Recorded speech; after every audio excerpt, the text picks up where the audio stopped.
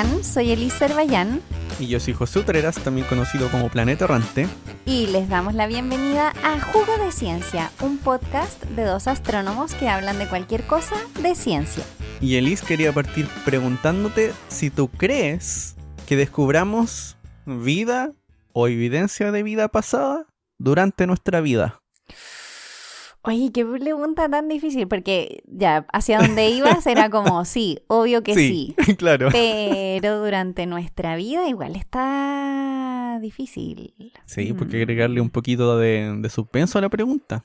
Pucha, ojalá que sí. Me encantaría que sí. Pero tienes no dudas, lo sé. entonces. Sí, tengo dudas. Porque siento que los avances no han sido tan rápidos en este tema.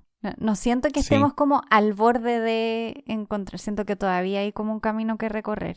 A lo mejor estoy totalmente equivocada y la NASA nos avisa de algo el otro año. Pero soy escéptica al respecto. Muy bien, ¿Y tú? yo creo que está bien. Uy, creo que me ha pasado un poco lo contrario. Ahora me siento más, no sé, siento que es bastante probable que sea pronto. Es que siento que si no es pronto, tal vez no sea en mucho tiempo. O sea, no sé si no sea, pero que no va a ser en mucho tiempo. Mucho tiempo. Puede ser.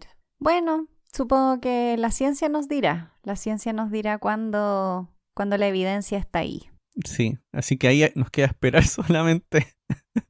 Esperar y ver qué pasa. Y así comenzamos este segundo episodio sobre la vida en el espacio, la vida en otros planetas, en el resto del universo. Continuando con la discusión que nos quedó la vez pasada, donde hablamos de casi puras locuras, en realidad. Los inicios de todo, los inicios de creer que hay vida, de creer que había evidencia de vida. Claro, cuando se veía la vida como algo muy fácil. Claro, y obviamente la vida eran personas como nosotros, básicamente. Sí. Bueno, también todo eso nos llevó a pensar también que no teníamos tan claro de dónde venía la vida y qué es lo que se necesitaba para que la hubiera. Ah, claro.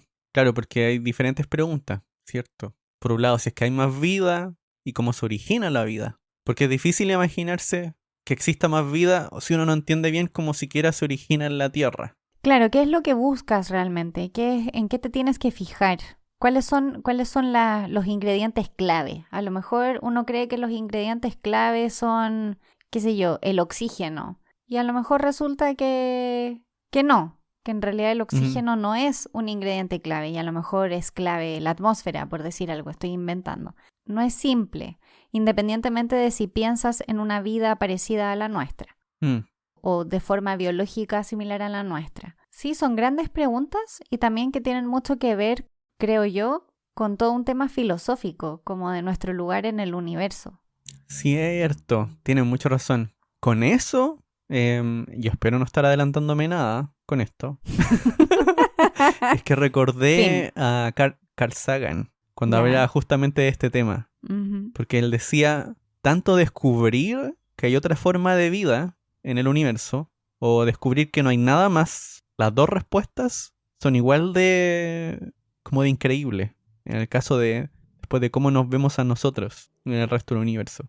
Claro. O sea, el José lo dijo al principio, la vida en el universo, no la vida en nuestro barrio, no la vida en nuestro barrio galáctico, digamos, sino la vida en el universo, un universo extremadamente vasto que todavía hay tanto por encontrar. Y a mí personalmente se me hace tan raro pensar que no haya vida en ningún otro lugar. Pero efectivamente, aunque haya vida, no quiere decir que vayamos a encontrar esa vida. Son dos cosas también diferentes. Que la haya y que la encontremos. Cierto, sí, es bien diferente. Que existe y que la encontremos.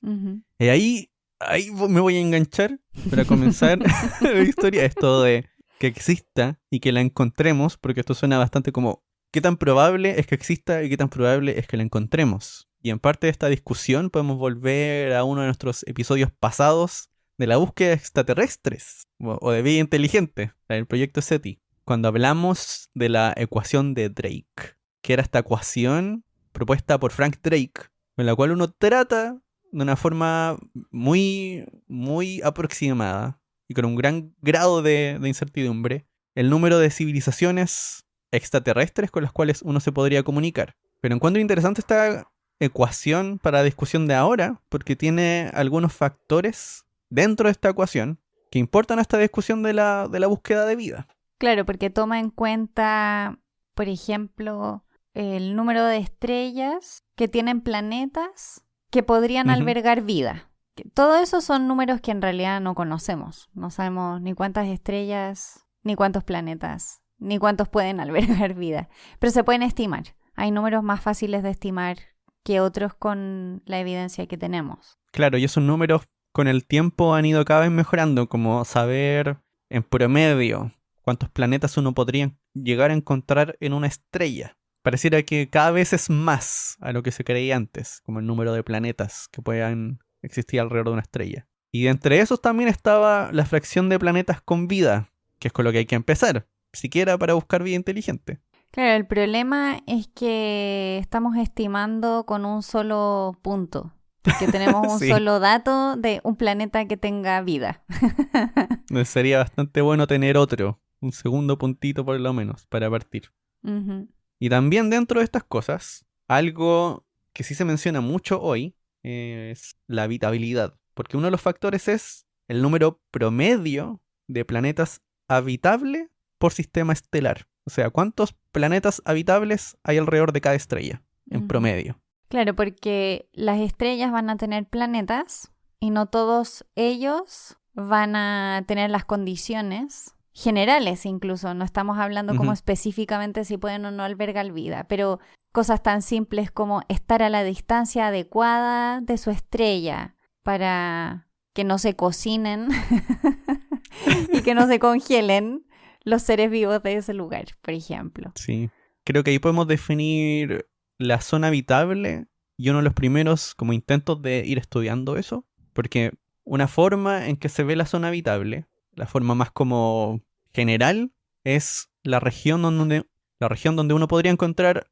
agua líquida, que a esto se refería Liz con la zona donde no se congelen y no se cocinen. Uh-huh. O sea, un lugar donde podamos tener agua en los 3 estados, o por lo menos agua líquida.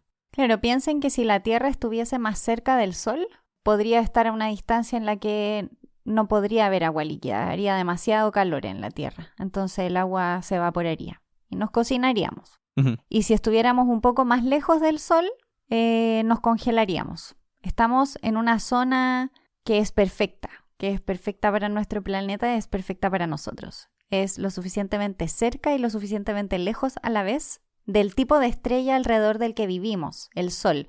Pero hay otras estrellas que son mucho más pequeñas que el Sol y que permiten que sus planetas tengan esta misma característica de que podrían tener agua líquida estando mucho más cerca de ellos, porque son estrellas que emiten menos radiación, porque son más chicas nomás. Sí, pero es curioso eso, porque leyendo estas investigaciones, por lo menos leyendo una de Suchu Wang, pareciera que así se llama. Estoy tratando de confirmar que se llama así el llama caballero. así, dudo mucho que se diga así. Ah. Ay. Pero lo que me llamaba la atención de lo que él decía era que él se imaginaba que era menos probable encontrar planetas habitables en estrellas pequeñas. Ay, ¿por qué justamente porque eso? los planetas tendrían que estar muy cerca. Y él se imaginaba el sistema solar. Claro. O sea, aquí cuando hablamos de estar muy cerca, es como estar más cerca de lo que está Mercurio del Sol. Sí. O sea, súper cerca. Así que yo creo que él no se imaginaba eso, que algo así podría pasar. Claro, y tenemos como ejemplo... Igual piensen que esta persona, que no voy a volver a pronunciar el nombre para no... para no arriesgarte. No me voy a arriesgar. Estamos hablando de una persona que hablaba de esto a fines de los años 50. ¿Sí? Como que da la sensación de que no es hace tanto tiempo, pero sí, para estos temas es hace mucho tiempo. Se ha avanzado muchísimo en tema de exoplanetas en los últimos 50 años. Sí, y que lo otro que ahí quería mencionar era el sistema TRAPPIST-1, que se ha descubierto recién. O sea, dentro de la historia de la astronomía es recién. Sí. Donde ahí uno tiene una estrella pequeñita, donde la zona habitable es súper chiquitita, mucho más cerca de lo que está Mercurio del Sol. Y en un sistema como ese hay 3 planetas en esa zona. 3. 3 candidatos. Ahí 3 interesantes. candidatos. Sí. Y es bueno recalcar eso de candidatos, porque otra de las cosas que depende en la zona habitable es la atmósfera, algo que no es tan fácil de estudiar. Claro, porque si nosotros no tuviésemos atmósfera, no tendríamos esta temperatura estable que tenemos. La temperatura en la Tierra no varía mucho entre el verano y el invierno, por decirlo así. Pero si no tuviésemos atmósfera, no seríamos capaces de mantener este calorcito que tenemos y mantener este ambiente apto para nosotros. Y además de eso, la atmósfera nos protege muchísimo de la radiación solar y estaríamos totalmente expuestos. ¿Qué es lo que pasa un poco cuando uno piensa en ir a Marte?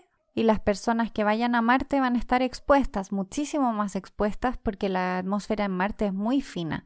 Entonces va a haber que buscar otros mecanismos para protegerse de la radiación solar. Toda la razón. Y también está el otro extremo, que es Venus. El sauna. El sauna, sí. Porque lo otro que hace la atmósfera, que lo hablamos en el calentamiento global, en el episodio del calentamiento global, es que aumenta la temperatura del planeta. Y también puede llevar a una reacción que haga que la temperatura aumente de manera acelerada, causando cambios en el planeta, hasta que llegue a una temperatura estable muy alta, como pasa en Venus. Que si no tuviese atmósfera, la temperatura promedio debería ser como 55 grados Celsius, pero son 400 grados más que eso. 400. Sí, una solamente locura. por... Sí.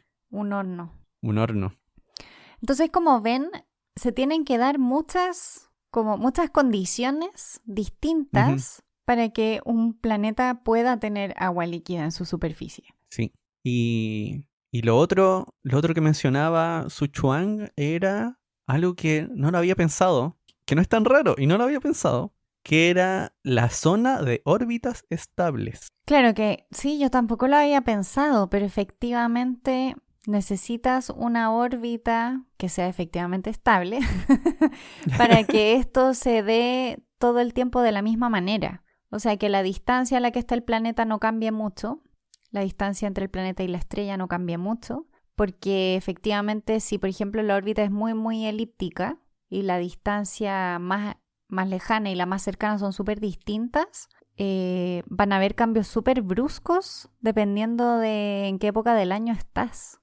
Que para nosotros es como, claro, yo creo que por eso no lo hemos pensado. Nuestra órbita es prácticamente un círculo. Estamos más o menos siempre a la misma distancia. No hay cambios importantes que tengan que ver con la distancia a la que estamos. Entonces, estamos justo como, bueno, estamos aquí. Estamos en un planeta que es claramente habitable. Sí. Cumple con todas las condiciones. Sí. Pero lo otro que veía y que se preguntaba era algo que he visto mucho en películas y que a veces la gente lo pregunta. Porque menciona que al parecer 2/3 de las estrellas están en sistemas múltiples. Y ahí se vuelve un poco más complicado. ¿Dónde tiene que estar el planeta para que no tenga una órbita rara? O sea, para que sea justamente una órbita más o menos circular y no haga algo medio loco. No tengo idea. Así como de buenas a primeras pensaría que un poco más lejos de lo que uno estaría si fuera una estrella sola. Sí, aquí dice que tenía que estar o 5 veces más lejos de lo que estaban cerca 2 estrellas, si es que eran 2 estrellas, o 5 veces más cerca. Súper pegado. De lo que están. Sí, no, claro, súper pegado. O sea, si está a una distancia parecida de la estrella, no hay por dónde ese planeta va a ser estable, como para tener vida. ¿Te imaginas tener 2 soles? Sería bacán. 2 soles. Claro, sí sería bacán. Solo que aquí me imagino que sería como, pueden ser 2 cosas, o un sol y una estrella muy grande, muy brillante en el cielo, o 2 soles en el cielo juntitos que se dan vuelta. Esas son las 2 opciones. No es como que salga un sol por un lado y después salga otro sol por el otro. Eso no podría pasar. No. Es que eso pasa en las películas. Bueno, nunca digas nunca, José. Nunca digas nunca. Siempre puede haber una situación muy extraña con una excepción. Ya, y otra de las cosas que menciona es cuánto viven las estrellas, porque uno necesita tiempo para que se forme el planeta y se desarrolle la vida. Aquí estábamos en un tiempo en donde parece que ya se comienza a creer que la vida, como lo había dicho Lisa en el episodio pasado, se había originado como 500 millones de años después de que se forma la Tierra, por ahí. Entonces, por lo menos necesitamos algo que dure 500 millones de años para empezar. Y las estrellas más grandes que existen, que suelen ser de color más azul, viven menos que eso. Viven menos de 500 millones de años. Así que ahí ya tenemos como un corte. Cuanto más grandes las estrellas, menos viven. Y cuanto más chicas, más viven. Entonces conviene que sean más chicas en ese sentido. Claro, en el de la vida. O sea, en el de la vida de la estrella. Voy a confundir un poco la vida y la vida. La vida y la vida. Pero también ese dato que da José, más allá de las estrellas, también es como súper interesante porque piensen que no todas las estrellas nacen a la vez. Entonces, si por ejemplo, nosotros estamos acá, en nuestro tiempo presente, y vamos y vemos un planeta de una estrella bastante más joven que la nuestra, capaz que la vida todavía no haya aparecido en ese lugar, que no quiere decir que no vaya a aparecer. Claro, tienes razón. Se demora, hay un tiempo en que se demora también la observación al final. Claro, ahí como además de todo, de toda la física, la química, la biología y todo, está el tema temporal, de que justo cohabitemos esas formas de vida en un tiempo que corresponda. Sí, tienes razón. Aunque por lo general aquí se pensaban en sistemas cercanos, menciona 2 lugares como ideales para buscar en otra estrella, que era Tau Ceti y Epsilon Eridani. ¿Te suenan? Sí, ¿O no sí te me suenan. Porque fue los mismos que observó Frank Drake en un momento, cuando pensó que había encontrado una señal extraterrestre. Que son estrellas cercanas y que se parecen un poquito a la Tierra. Perdón, al Sol. Estrellas que se parecen a la Tierra. Eso sería súper raro. Sí, sería interesante. Y este dato, es como un dato que yo lo leí y fue como... me explotó un poco la cabeza. A ver. Porque dice, en el presente no hay esperanza de detectar un planeta en una placa fotográfica. O sea, no había esperanza de tomarle una foto al planeta. Pero dice, algún día existirá un telescopio en una plataforma en el espacio, libre de la interferencia de la atmósfera terrestre. Y luego dice, como ha sugerido Nancy Roman de la NASA, este instrumento podría producir una imagen de gran nitidez, donde uno podría tapar la estrella y a uno le permitiría ver el planeta. Y ahí estamos hablando finales de los 50, que es cuando se crea la NASA, y aquí ya estamos hablando de algo que hoy se hace. Entonces lo encontré como eso de tapar la estrella y tomar una foto al planeta de forma directa. O sea, él tenía súper claro lo que necesitaba. También tenía muy claro que la tecnología todavía no existía, pero que iba a existir, se iba a desarrollar. Sí, pero también me gusta esta mención ahí a Nancy Roman, que justamente en ese tiempo tenía que convencer a la gente de que un telescopio en el espacio era muy buena idea. El telescopio Hubble. ¡Qué increíble! Bueno, una persona que lo tenía súper claro. Sabía hacia dónde iba su ciencia. Bueno, y ahí José mencionó la NASA. La NASA se crea en 1958 y desde el principio apareció este tema como de la búsqueda de vida. ¿Cómo hacemos para buscar vida más allá de la Tierra? Y aparece una persona muy importante que se llama Joshua Lederberg. Joshua Lederberg ganó un premio Nobel, de hecho, que otra vez más se lo deberían haber dado con su esposa y se lo dieron solo a él. Pero bueno, eso no es el tema de hoy. Ya empezamos. Sí. Gana el premio Nobel a todo esto a la edad de 33 años por temas de genética, recombinación genética. Esas eran sus áreas de investigación. En bacterias. Y estaba, por supuesto, muy, muy interesado en lo que podemos llamar exobiología, que era como la biología, pero fuera de la Tierra. Esos eran los temas que le interesaban. Uh-huh.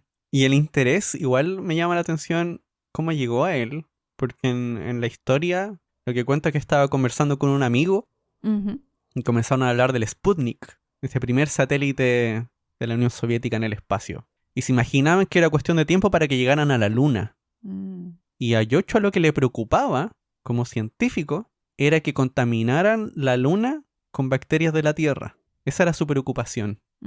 Y así es como también termina contactando a personas de la NASA, preocupado por esto de que las misiones espaciales en el futuro cumplieran una especie de protocolo para asegurarse de que no hubiese contaminación. Parece que era un tema después recurrente, el tema de la contaminación, de hecho cruzada, ya fuera de nosotros hacia otro lugar. También les preocupaba mucho que si íbamos a llegar a la Luna, por ejemplo, que se trajera material biológico de vuelta que tuviese un impacto en la vida en la Tierra, que me parece algo muy interesante, porque no sé si han visto, pero en muchas películas de ciencia ficción, el problema es que se traen cosas de vuelta. Ah, Alien, ¿no? Sí, o se traen una masa asesina que, qué sé yo, se comió a la gente de la nave, no sé. No, pero más allá de eso, más allá del chiste, yo creo que efectivamente es un tema que hay que pensar. O sea, nosotros sabemos que aquí en la Tierra, cuando un barco va de un lugar a otro, lleva cosas. Y así han llegado un montón de seres vivos de un lugar a otro de la Tierra. Así que obviamente si vamos al espacio, la probabilidad de que suceda es la misma, diría yo. O sea, por lo menos de nosotros hacia allá. Claro. También piensen que todos estos lugares a los que uno puede ir en el espacio son potencialmente prístinos, pero más allá de eso son potencialmente lugares que nunca han tenido interacción con material biológico exterior al que hay en ese lugar. Así que el impacto yo creo que es real. Sí, el impacto es real. Toda la razón. Algo curioso aquí, que yo creo que uno no se imagina al principio, cuando uno escucha hablar de la NASA, es que aquí con la llegada de Lederberg se abre un campo de investigación, pero enfocado mucho en la biología. De aquí llega mucha gente bióloga a trabajar. Y varios de ellos, al parecer, estuvieron como inspirados por un experimento que se había hecho varios años atrás, que se llama el experimento de Miller-Urey. Ya. En el cual calentaban un gas que tenía agua, metano, amonia e hidrógeno gaseoso. ¿Y para qué hacían esto? Porque así es como habría empezado la atmósfera de la Tierra, con harto hidrógeno, harto carbono y harto nitrógeno. Y el oxígeno se pierde en otras reacciones, entonces no hay mucho oxígeno en la atmósfera. O sea, es completamente diferente a lo que hay hoy día. Claro. Y en este gas daban descargas eléctricas. Y lo que obtenían era que se iban formando aminoácidos en esta reacción de forma natural. O sea, si uno se imagina esta atmósfera primordial, con rayos, con relámpagos, se van formando aminoácidos que después pueden formar proteínas. Entonces aquí ya parece que hay una especie de, no sé, como de laboratorio primitivo donde se pueden ir creando las primeras cosas. Y varios de estos biólogos estaban interesados en el origen de la vida. Claro. Porque además eso podría responder cómo podría darse la vida en otro planeta. Que eso también era un interés aquí. Y así es como se abre esta disciplina que Lederberg llamaba exobiología, pero que ahí la NASA la llamaban ciencias de la vida. Suena un poco extraño. Sí, prefiero exobiología, creo.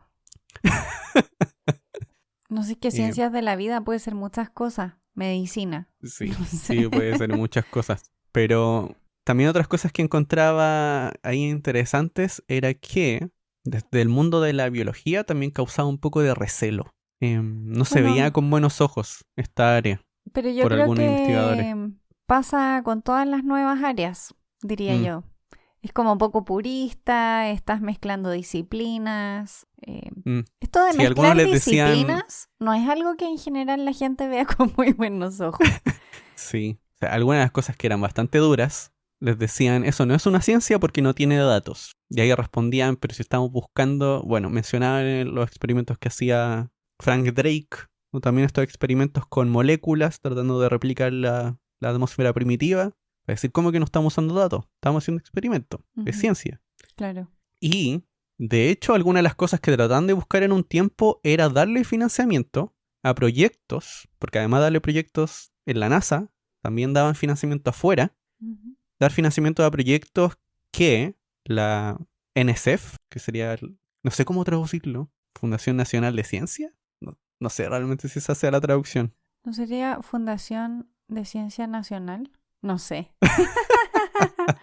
Pero sí. La agencia es una de las agencias que financia la ciencia en Estados Unidos. Claro. Y trataban de buscar algunos de estos proyectos que les habían rechazado el financiamiento y que sonaban como una idea buena. Y entre unas de ellas que encontré, una era la investigación de Lynn Margulis, que en ese tiempo estaba viendo cómo algunos organelos de las células parecían haber sido células por sí solas en algún tiempo. O sea, cosas que están dentro de la célula, en algún tiempo pasado podrían haber sido células por sí mismas, y que mediante simbiosis, o sea, como una célula uniéndose con otra, así como una especie de colaboración de células, se termina creando la célula que conocemos hoy. Y en ese tiempo, ese tipo de investigación o de idea no se veía muy bien. De hecho, le llega un comentario sobre una de sus postulaciones a la NSF, diciendo, no, lo que pasa es que aquí no justificaste tal cosa. Y ella dice, pero si lo hice en tal página. Y le responden, es que la verdad es que no leí tu propuesta. No, qué horrible. O sea, ni siquiera... Y terminaba el mensaje diciéndole, nunca más vuelvas a postular tu trabajo a la NSF. Falta de visión. Y la cosa es que eso es algo que es como ya una línea, digamos que es como casi teoría base en la evolución de la biología. Sí. O sea, sin la NASA, sin esta rama de exobiología, en la NASA, este experimento, o sea, esta idea, se podrían haber demorado mucho más en desarrollarse. Claro, al final se necesitan espacios donde se pueda investigar áreas que son más disruptivas, que son mucho más novedosas, pero que también, por supuesto, tienen como ciertos riesgos asociados. Pues potencialmente tus experimentos de la atmósfera pueden salir mal y no resultar. Pero efectivamente necesitas tener un espacio donde probar esas cosas. Y claro, cuando uno piensa en una institución como la NASA, uno piensa en una institución súper experimental, como donde se están haciendo cosas de verdad, cuando a la gente dice en la frontera del conocimiento, o sea, literal en la frontera del conocimiento. Básicamente, si no estuvieran ahí, nadie lo hubiese hecho. Sí, es cierto. Sí. Y también necesitas un conjunto de investigadores bien particular, porque tienes que tener estos investigadores que son como los contreras de todo. Sí. Los y las que llevan la contra en sus disciplinas, porque de verdad quieren sacar algo muy nuevo adelante, y son los que siempre se pelean en los congresos, los que nadie los quiere, no les quieren publicar en las revistas tradicionales, todo ese tipo de cosas, y que están realmente obsesionados con que lo van a sacar adelante. Oye, eso de los Contreras es que no fue ella no fue la única que pasó por eso y que estaba en la NASA. Porque otro fue también hoy, digamos, famoso en el área de la biología, que es Carl Woese, o Woese, no sé cómo decirlo de nuevo. Deberíamos tener como un generador de nombres. Sí. Que lo escribimos hacer una app. Y una voz lo dice. Y como se hace todo el día con inteligencia artificial. Por supuesto. Bueno, hay que ponerle inteligencia artificial porque si no ya no vale en esta década. Pero lo que él estaba haciendo era estudiar el ADN, la secuencia de ADN de diversas formas de vida, simples. Y tratar de dibujar lo que uno conoce como este árbol de la vida, como un árbol genealógico de todos los tipos de vida. Y en ese tiempo existían dos ramas como iniciales, que eran las bacterias y las eucariotas, o sea, células que tienen y no tienen núcleo. Y él descubre una tercera forma, que hoy se conocen como las arcaeas. Y esto tiene mucha relación con esto de la vida, porque varias de estas arcaeas se conocen como extremófilos. Y también se piensa que varias de estas arcaeas son parecidas a las primeras formas de vida que aparecieron en la Tierra. Varios de estos extremófilos se parecerían a las primeras cosas que aparecieron en esta atmósfera que era totalmente diferente. Y de nuevo, gracias a financiamiento de la NASA, de una investigación que el resto del mundo no veía al principio con muy buenos ojos. Extremófilos. Claro, los extremófilos son extremadamente importantes para este tema porque... Bueno, los extremófilos, como decía José, son estos seres vivos súper primitivos que pueden vivir en lugares muy extremos. como bien dice su nombre, Sí. extremófilos. Viven en lugares donde no llega la luz del sol, totalmente en la oscuridad, lugares súper ácidos, con alta presencia de azufre, lugares que en principio para nosotros, en nuestra mente, son lugares inhabitados. No se dan las condiciones, o creíamos que no se daban las condiciones para la vida, para que la vida se generara en esos lugares. La gracia de encontrar extremófilos aquí en la Tierra, los encontramos en lugares súper rebuscados, es que nos abre las posibilidades de encontrar vida en otros lugares que no se parecen tanto a la Tierra o que no se parecen al grueso de la Tierra, sino que se parecen como a zonas extremas de la Tierra, zonas súper secas, zonas de total oscuridad. Donde no llega la luz del sol. Claro. Zonas donde las condiciones químicas son muy poco favorables para la vida y aún así logran crecer y reproducirse y estar ahí presentes. Así que es súper importante. Y bueno, los extremófilos los conocemos hace harto tiempo porque se descubrieron a fines de los 70. A fines de los 70, en el fondo del océano, en un lugar muy poco favorable, cerca de las Islas Galápagos, encuentran que hay algunos crustáceos que se están alimentando de este tipo de extremófilos. Claro, en un lugar donde no llega luz del sol, sí. En algo que tuve que buscar cómo se decía en español, debo decirlo, fumarolas hidrotermales. Lo tuve que buscar. Fumarolas. Que ustedes pueden buscar, sí, fumarolas. Que en realidad es agua caliente que está saliendo del interior de la Tierra. Puede ahí haber un contacto más cercano con el magma. Pero en esos lugares están estas formas de vida. Y eso tienen que recordarlo. Porque es una de las cosas que uno trata no de encontrar ahora, pero tienen relación con otro objeto en el sistema solar. Que yo creo que vamos a mencionar al final. Y así la deja, José. Sí, así la dejo, po. Tienen que acordarse. O sea, lo que tienen que acordarse es calor saliendo del interior, agua y un lugar donde no llega luz. Eso es importante. Igual son hartas cosas. Vamos a intentar memorizarla. Ya.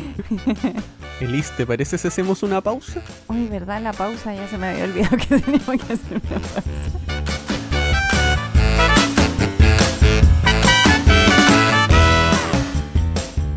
¿Sabías que en el 2007 descubrimos que unas criaturas microscópicas llamadas tardígrados pueden sobrevivir por varios días en el espacio exterior?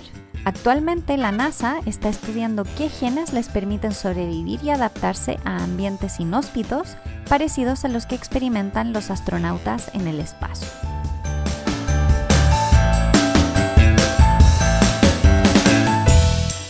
Y volvemos con más vida en el espacio. Ya hemos hablado... En realidad hemos hablado puro de vida en la Tierra, honestamente. Como de experimentos en la Tierra y cosas que se encuentran en la Tierra. Sí, pero es necesario dar ese paso. Sí. Es como parte del área de la astrobiología también, entender cómo se origina la vida aquí en la Tierra. Toda la razón. Y ya en esta etapa tenemos los extremófilos y la NASA ya está fuertemente decidida a que hay que encontrar señales de vida fuera. Uh-huh. Así que empiezan a hacer esfuerzos en esa dirección y aparecen nuevas misiones al espacio. Cierto. Misiones a lugares donde uno podría pensar que podría haber vida. Claro, hay que pensar que nosotros cuando pensamos en la NASA, sobre todo en la NASA antigua, pensamos en la Luna, ¿cierto? Eso es lo primero que se nos viene a la mente. Sí. Pero cuando tú ya lo que quieres es encontrar vida, ya no es la Luna tu destino favorito. No. Y empiezas a mirar a nuestro vecino rojo, a Marte. A Marte. Empiezas a pensar en cómo podemos ir a Marte y intentar ver si es que hay señales de vida en ese lugar. Y así es como aparecen las misiones Viking. Justamente, así es como aparecen las misiones Viking. Y aquí existe una idea de encontrar vida por resultado de misiones anteriores que habían fotografiado la superficie de Marte y habían lugares en Marte que se veían como redes, como de canales de ríos. O sea, uno ve las imágenes y verdad, parece que por ahí pasaron ríos o algunos otros lugares donde pareciera que en algún momento hubo un flujo catastrófico de agua. Así que lo ideal era mandar ahí alguna misión para ver si es que encontraban o no algún rastro de vida. tal vez del pasado o ahora mismo, en el presente.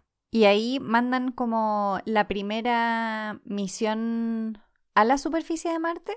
La primera exitosa, la primera que no choca y no se destruye. Bueno, accidentes entre medio. Sí.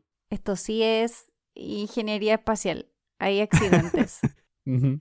Y ahí es cuando llegan las misiones Viking, en 1976. De las misiones más caras que hizo alguna vez la NASA a otro planeta. Sí, y también un poquito como anticlimática, ¿no? ¿Por qué? Sí, porque también leí como que tenían como la expectativa súper alta de lo que iba a encontrar.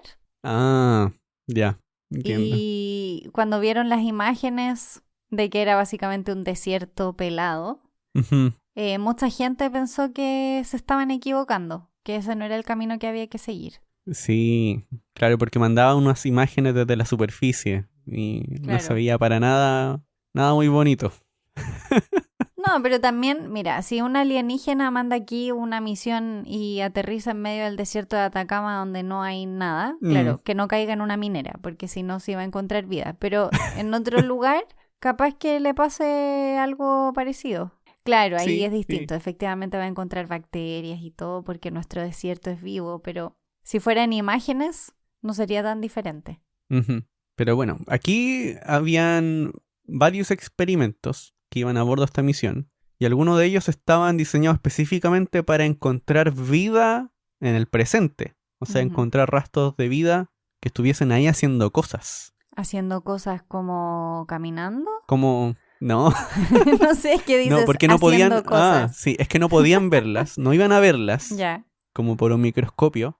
Lo único que podían hacer era darles compuestos y esperar que hicieran algo con esos compuestos, como generar un gas, o a veces emitir luz, Ujú. o hacer fotosíntesis, ese tipo de cosas. Estaban Ya. esperando. Pero la mayoría de los experimentos no mostró nada, salvo un experimento. Que la gente que hizo ese experimento, por lo menos una de estas personas, lo defendió hasta su muerte, y la otra persona, también líder del experimento, todavía cree que hay algo ahí, que aún no está totalmente dicho. Estas personas fueron Gilbert Levin y Patricia Stratt, que estaban a cargo de este experimento. ¿Continúo? Sí, pues cuéntanos de qué trata el experimento. Estamos aquí ya, esperando no, todos. lo iba a dejar en secreto. Y para saber más, síganme en redes sociales. No. La venta Ay. mula. Lo que hacían en este experimento era que les daban una especie de... Imagínense, les daban una sopita o les dan comida esperando que hayan bacterias ahí. Y como en esta sopita con nutrientes hay carbono radioactivo. O sea, las moléculas tienen carbono 14, un carbono que decae con el tiempo y que uno puede detectar. Esa era la idea, darles de comer eso y que producieran CO2, pero CO2 con carbono 14. Claro, como para saber si estaba producido porque habían consumido eso que les estaban entregando. Sí. Y después de eso, someter el experimento a diversas temperaturas en la esperanza de que si aumentaba la temperatura, eso mataría a los organismos vivos que estuviesen ahí. Y al repetir el experimento no debería volver a pasar. Perdón, pero estamos hablando de un experimento que lo que hacía era encontrar vida y matarla. Sí. O sea, primero ver la evidencia de que estaba ahí y luego decir, ya, pero si es otra cosa, primero tenemos que matarla para ver que ahora, si le damos comida, no produzca el CO2 con el carbono 14. Ay, Dios mío, solo a nosotros se nos podría ocurrir eso.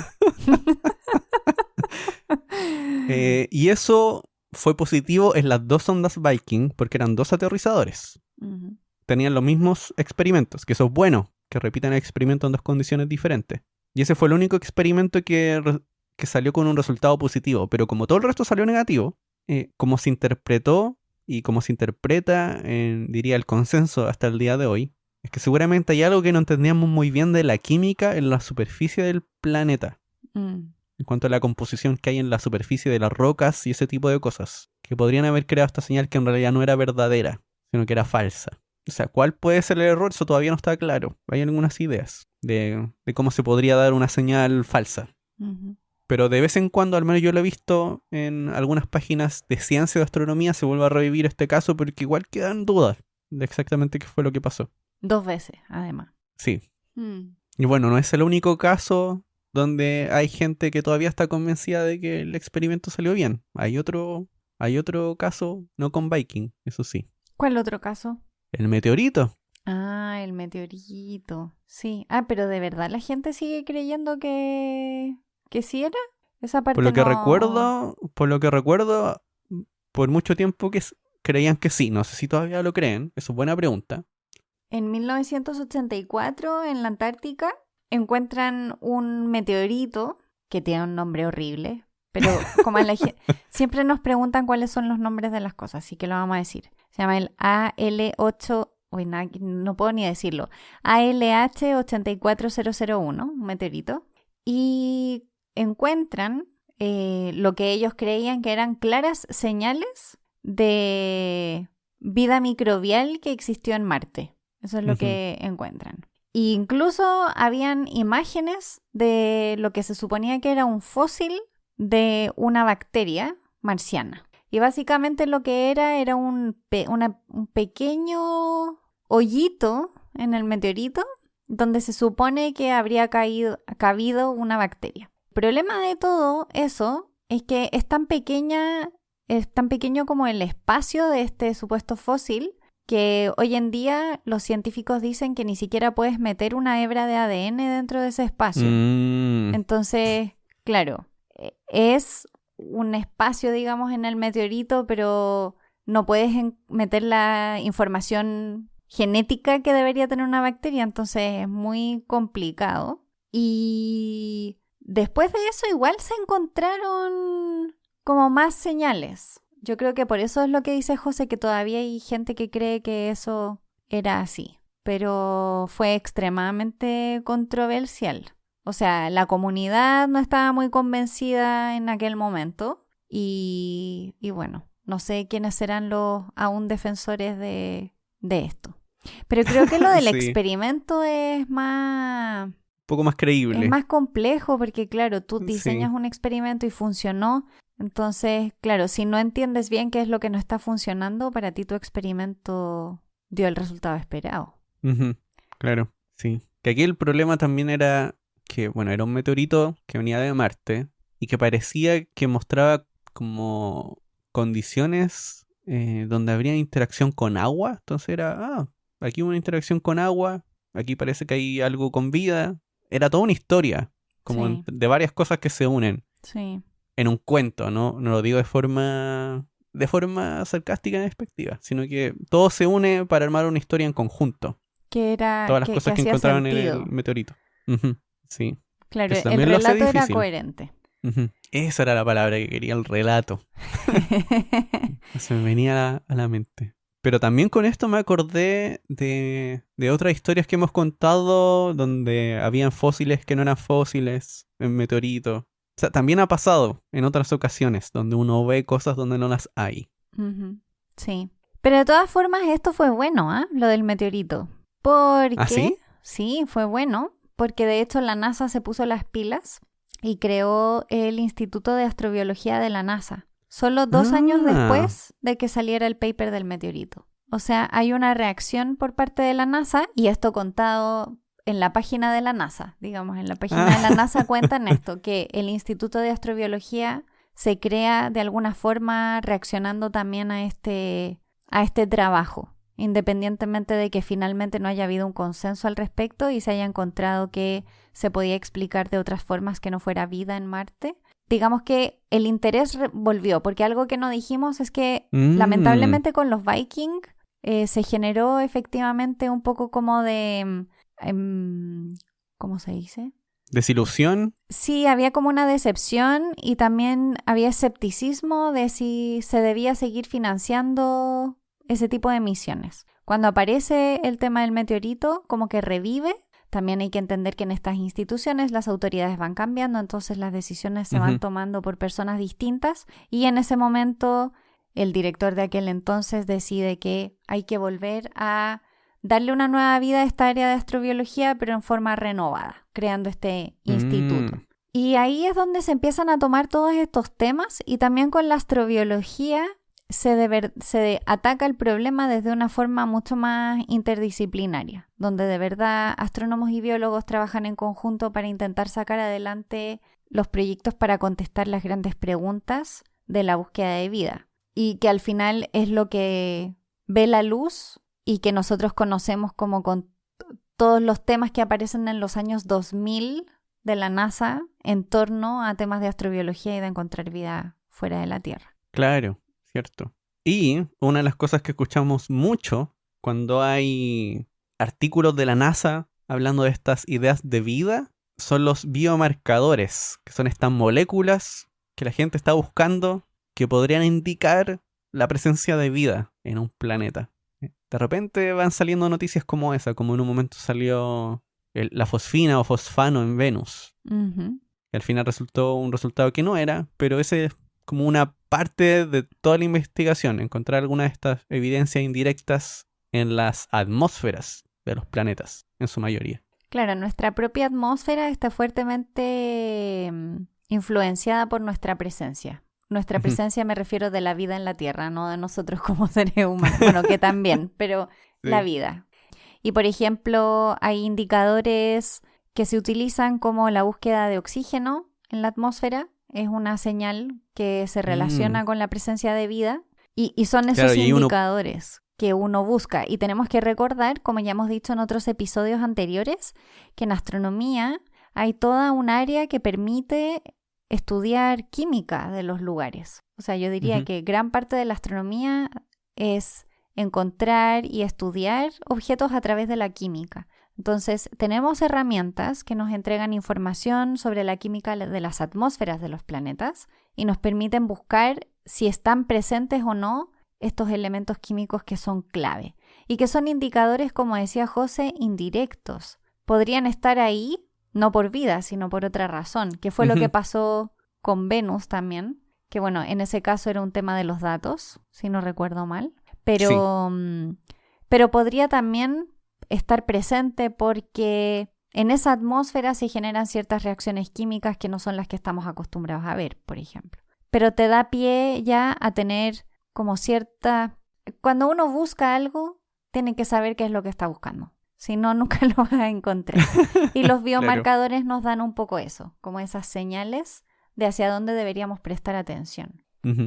Sí. Justamente les habíamos dicho que en un inicio la idea de la atmósfera primitiva en la Tierra no tenía mucho oxígeno y ese oxígeno se mantiene en el ambiente gracias a las formas de vida, porque si uno quitara la vida, ese oxígeno comenzaría a oxidar cosas y se perdería en la superficie. Esa es como la idea. Entonces, lo que se cree es eso, que si hay oxígeno es como un indicador fuerte porque algo tiene que estar rellenando ahí. Tiene que estar reponiendo el oxígeno en una atmósfera. Bueno, lo otro que siempre se busca, agua o cosas con carbono, compuestos con carbono. Y eso siempre lo preguntan, porque una de las formas de vida que uno suele imaginarse son formas de vida en base a carbono. ¿Qué es nuestra forma de vida? Sí. Y la pregunta es, ya, ¿pero por qué buscan con eso? Por lo mismo, porque tienes que saber qué es lo que estás buscando.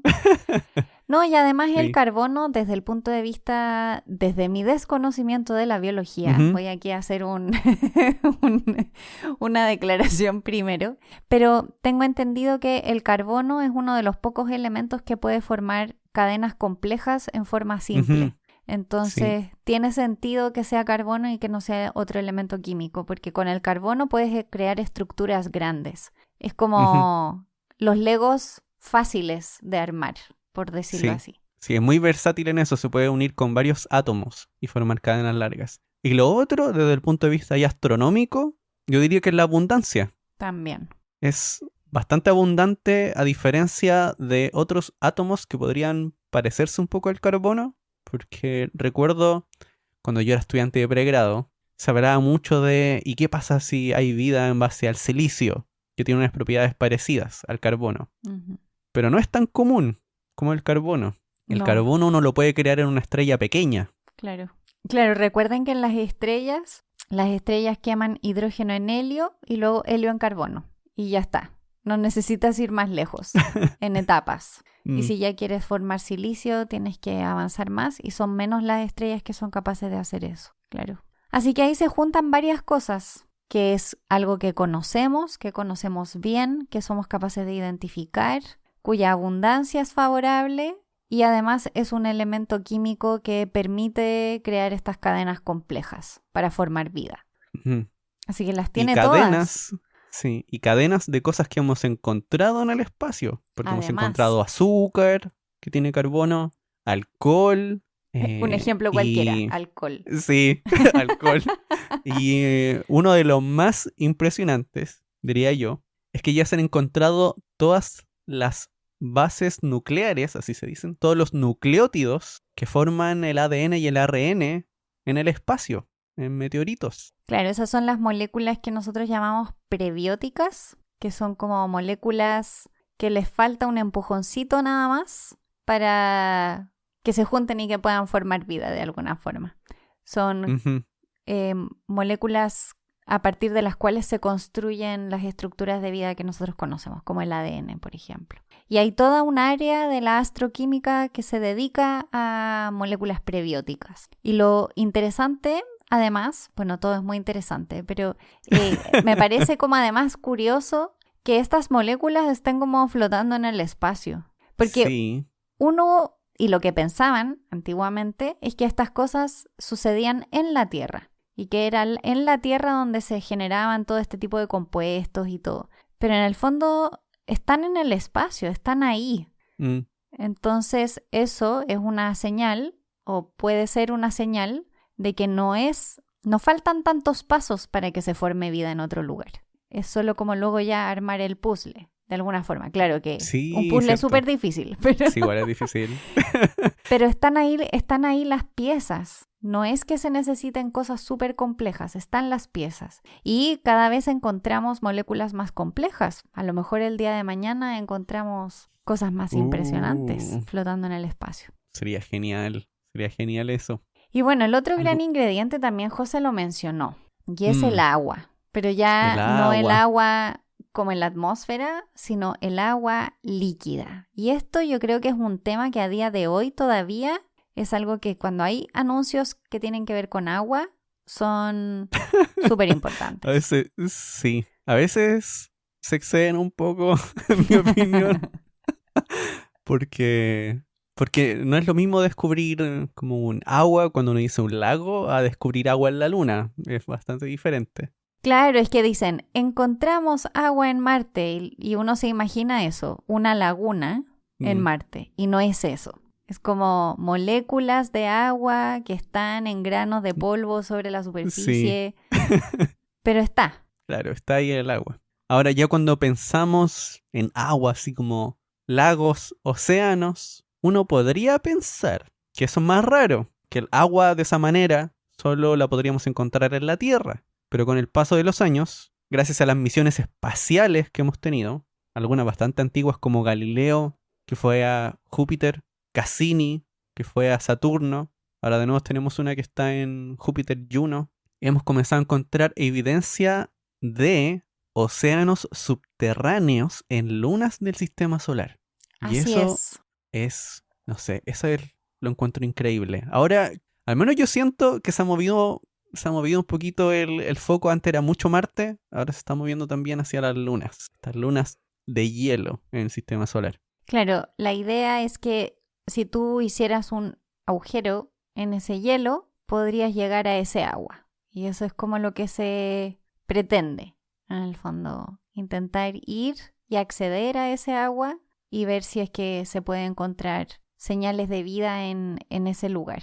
Y alguna de las lunas que está mencionando José es Europa. Europa es una de las lunas que hay evidencia de que hay un océano debajo de su corteza de hielo y a donde se quiere llevar una misión para intentar encontrar vida en un lugar diferente. Y ahí es donde los extremófilos también son súper importantes, porque, por supuesto, en Marte uno piensa, sí, Marte tiene una atmósfera muy fina y todo, pero dentro de todo tiene ciertas similitudes con la Tierra. Aunque sea una tierra súper árida y súper desértica y sí, tiene otra temperatura, pero además lo tenemos ya como mucho más estudiado. Marte lo seguimos estudiando, por supuesto, y hace falta más, pero está muy estudiado. En cambio, Europa es una luna que, si fuera un mundo con vida, sería un mundo tan distinto al nuestro. Sí. O sea, como un Waterworld, pero total. Y oscuro, porque estás debajo. Sí. Sí, a mí me ha pasado que en charlas me han preguntado niños, ¿qué pasa si hay, no sé, como un pez gigante? ¿Qué pasa si uno lo saca a la superficie? Porque hay una diferencia de presión gigante entre el interior de la luna y el exterior. No podría sobrevivir. Pero son algunas de las preguntas que a veces surgen. Pero antes de tal vez ir un poco más de detalle de estas misiones, también hay que pensar que el agua, una de las cosas que tiene es que permite que ocurran otras reacciones. Uh-huh. Como que disuelve cosas y permite que después otras cosas se junten. Va por ahí, como permite un tipo de química compleja también. Y en específico en estas lunas, porque Europa es una en Júpiter, donde van a haber 2 misiones. Una es JUICE y la otra se llama Europa Clipper, una de la NASA y otra de la Agencia Europea. La idea es que esta agua esté en contacto con un núcleo de roca. O sea que puede haber una interacción de 2 cosas químicamente diferentes. Y que puede haber un traspaso de cosas de un lado al otro. Uh-huh. Como pasa en el fondo del océano con estas fumarolas hidrotermales.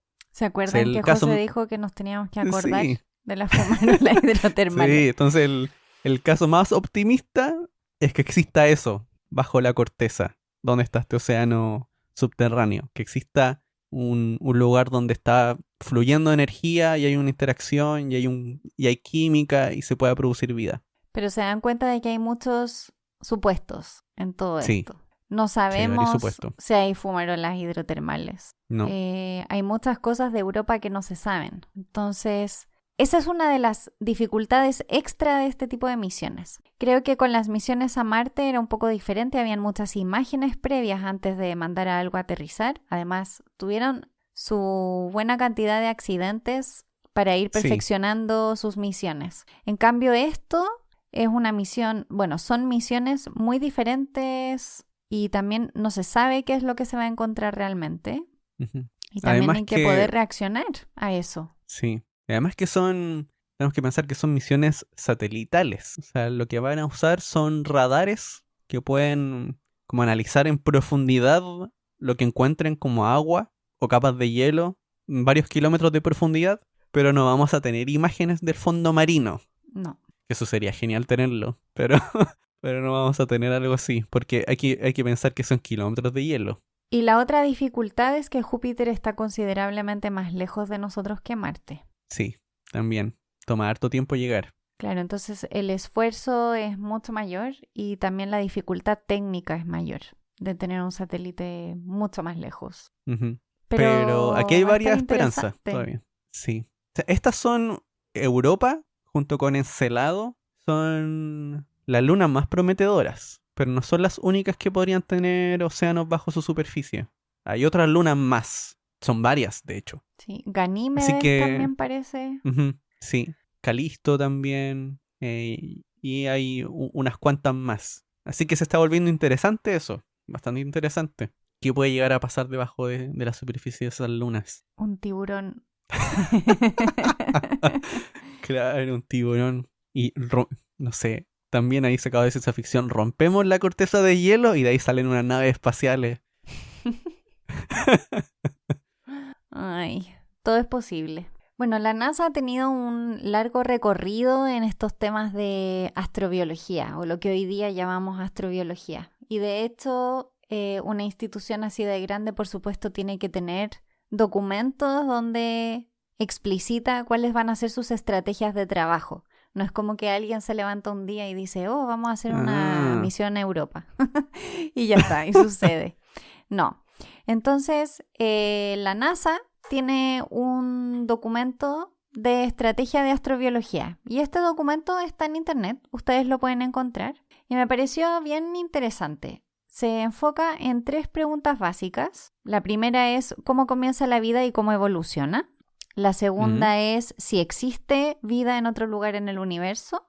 ¿Cómo buscamos vida en el universo? Esa es la tercera pregunta. Y para eso se identificaron 6 tópicos o 6 temas de investigación. El primero es encontrar fuentes de compuestos orgánicos, encontrar cómo se genera la síntesis de las macromoléculas del origen de la vida, cómo la vida se va complejizando en los tiempos iniciales, y así hay varias preguntas. Cómo se construyen mundos habitables, y entonces en base a estas preguntas ellos van generando sus líneas de investigación y las misiones. Es como que todo tiene que de alguna forma tributar a estas líneas. El documento que se utiliza hoy en día es del año 2015, pero han habido varios, o sea, se han ido actualizando en el tiempo, por supuesto, porque con los avances que hay científicos tienes que ir actualizando cuáles son tus tópicos también y cómo los vas a enfrentar.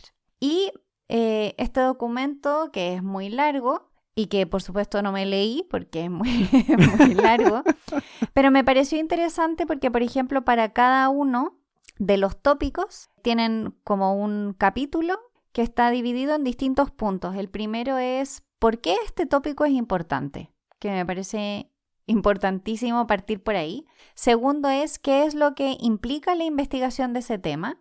El tercer punto es ¿cuáles han sido los avances de este tema los últimos 10 años? O sea, tienen como todo actualizado al 2015, por supuesto. Y después es, dentro de este tema, cuáles son las áreas de investigación, con todas las preguntas que ellos van a enfrentar y cuáles son los grandes desafíos de los próximos 10 años. Y eso lo tienen para cada uno de los temas. Me pareció súper interesante. Qué ordenado. Sí, está súper ordenado. Además, hay mucha información porque obviamente ya solo en cada capítulo de cuál ha sido el progreso de esta área en los últimos 10 años, tienes un montón de información.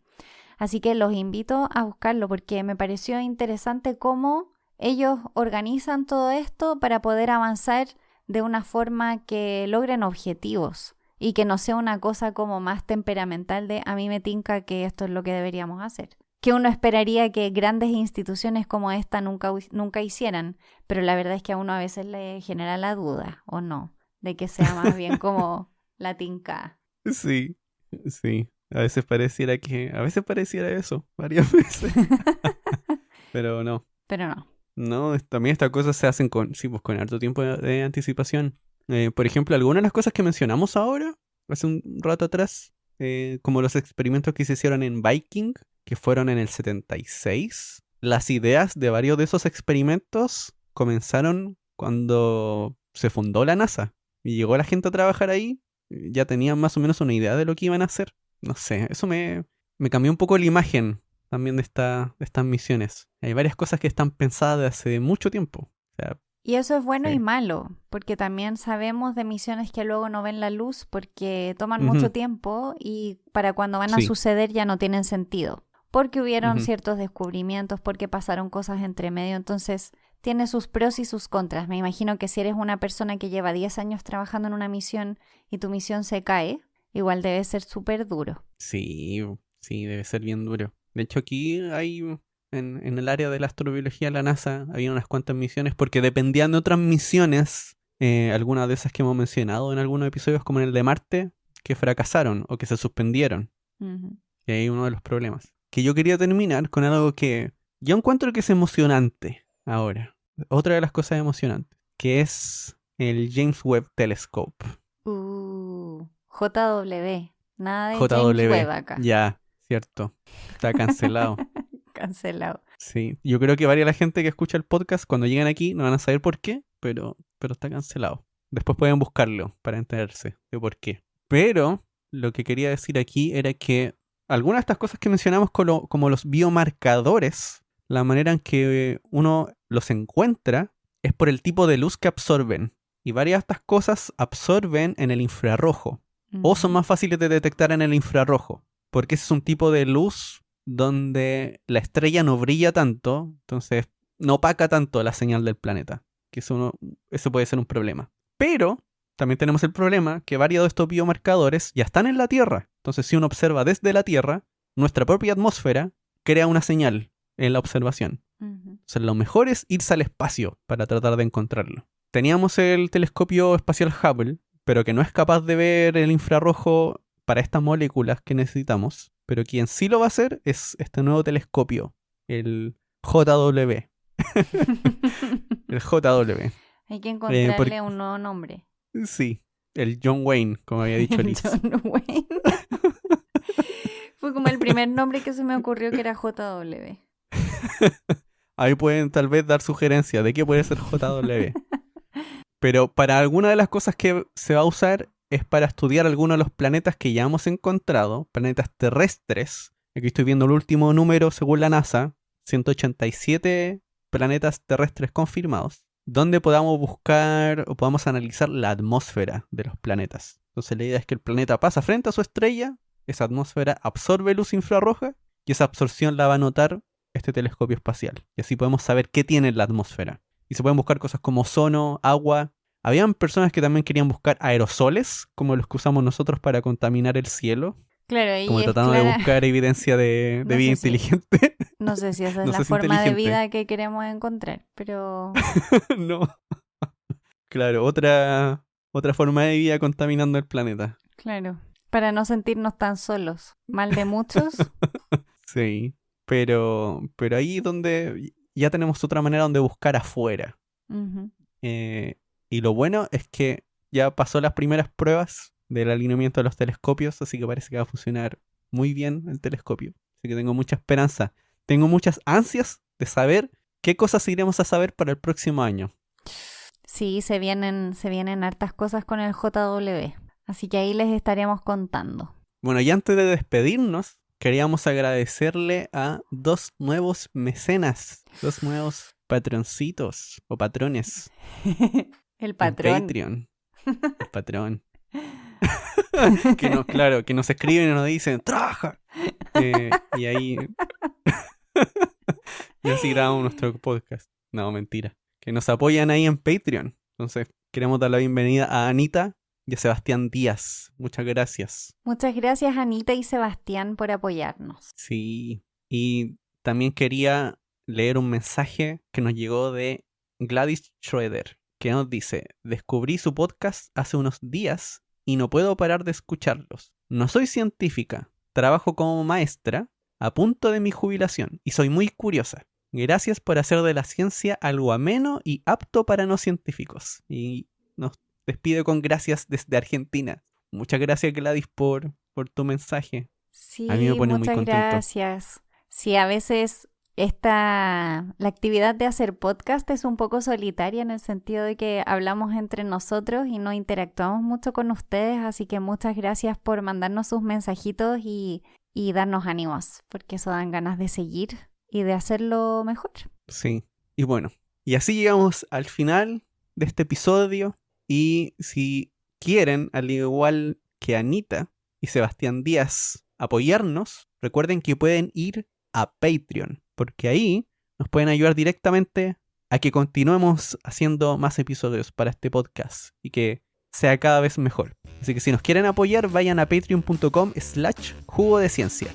Y también recuerden que si como Gladys quieren ponerse en contacto con nosotros, nos pueden seguir en redes sociales. Somos Jugo de Ciencia en Twitter, Instagram y Facebook. Y también nos pueden escribir al correo jugodeciencia@gmail.com, donde recibiremos su mensaje y quizá lo leeremos acá en el podcast también, como hicimos con el de Gladys. Así que esperamos que les haya gustado muchísimo este capítulo y nos vemos en el próximo. ¡Chao, chao! ¡Chao!